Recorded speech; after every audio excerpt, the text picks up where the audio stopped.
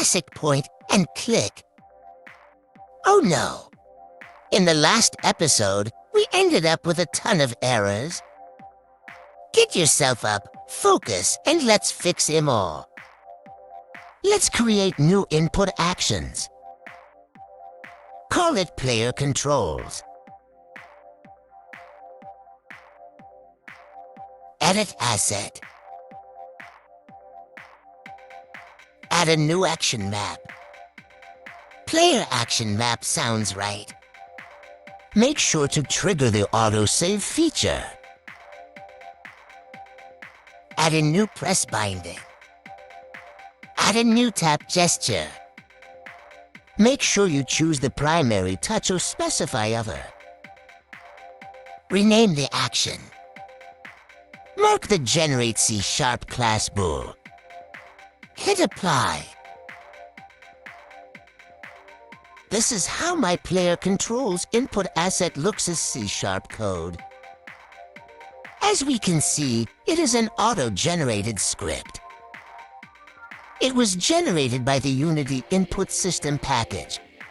Feel free to explore the code further. Let's get back to our mission, fixing the broken parts. Reopen the game input code. For now, add a protected field for our player controls action map. Later on, we will reset it as a property to encapsulate our code. That's it for our game input code. Let's fix the click input script. Remove unused namespaces. Comment out the problematic code areas. Create an await method and initialize a new player controls action map. To use our bindings, we must first enable our player controls. We can use the unenable and undisable methods to do so. I choose the action to enable. This will be my player move.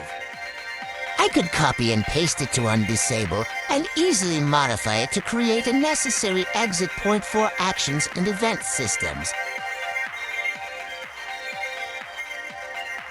Let's fix the getRay method to use our new input system.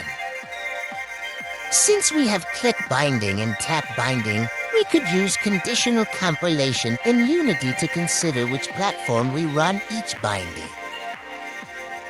I will check if we are currently running on a mobile platform.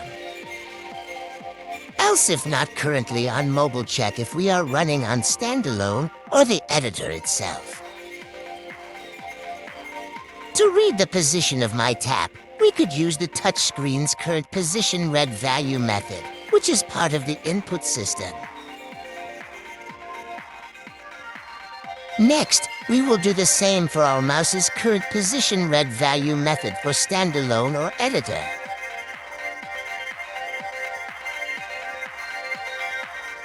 I decide to remove any unnecessary comments we have just fixed. Let's fix our getInputStatus method to use the new Unity input system.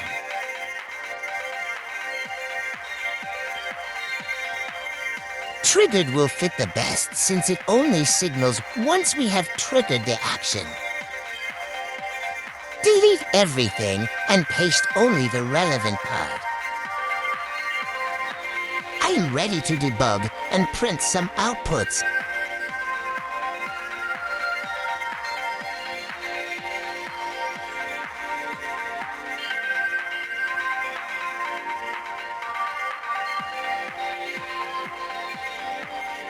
Remove the comment from the fixed part. Let's enter play mode to check if everything reflects in our console. Everything works as expected. Let's check the mobile with our mobile simulator. Because the new input system is more distributed, There is no easy method for the conditional compilation to decide if we are running on Unity Editor or Unity Editor Mobile Simulator.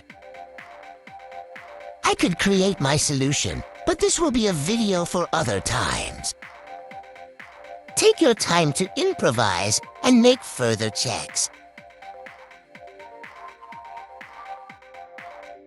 It's time to clean up the unnecessary debugs or prints. Now everything is set correctly. Before you dive into the next episode, remember to like and subscribe to my channel. Your support will allow me to freely create and share additional content with you. Thank you, and good luck.